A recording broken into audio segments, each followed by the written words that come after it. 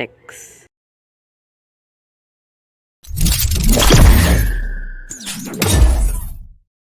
Yun!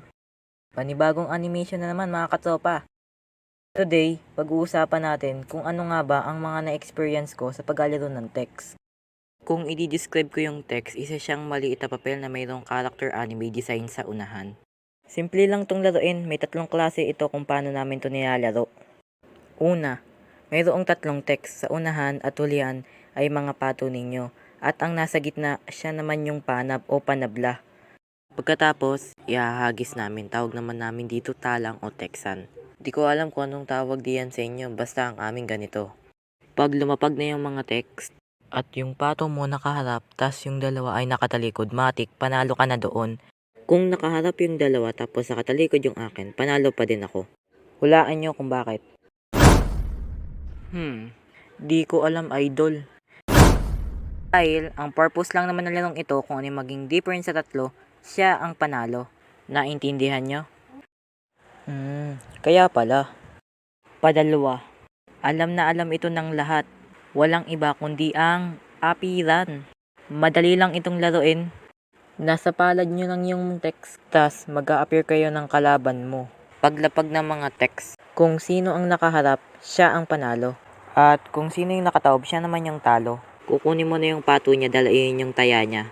Diba? Easy lang laruin. Patatlo. Text money. Para sa ibang hindi nakakaalam, katulad lang din siya ng una. Ang pinagkaiba nga lang nila, hindi na text ang tinataya kundi pera. Oo, tama kayo. Parang isa na siyang sugal. Pero bago ko ipagpatuloy ang kwento, para sa mga batang manonood natin diyan ay huwag din nyo itong gagayahin. Ito yung reason kung bakit karamihan sa mga kaklase ko ay nauubusan ng pera. Pero pag kami ng mga tropa ko ang tatanungin ninyo, hindi kami nauubusan basta-basta ng pera. Ganito yon. Ang gagawin namin, dadayo kami ng ibang lugar para makipaglaban lamang ng text.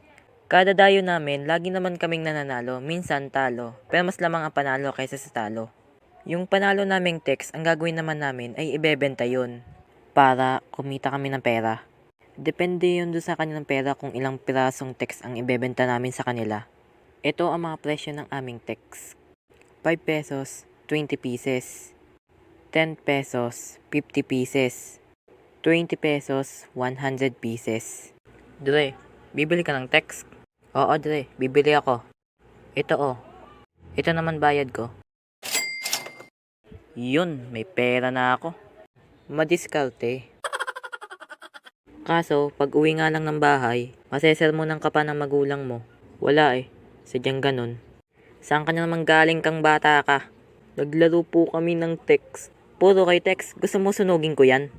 Oo, diba? Alam ko na relate kayo ditong lahat. Lalo na diyan yung ibang pinanganak ng 90s. So, yun. Hanggang dito na lang. Huwag niyong kakalimutan mag-like, share, and subscribe. Kita-kita kits sa susunod kong video mga katropa. Smile!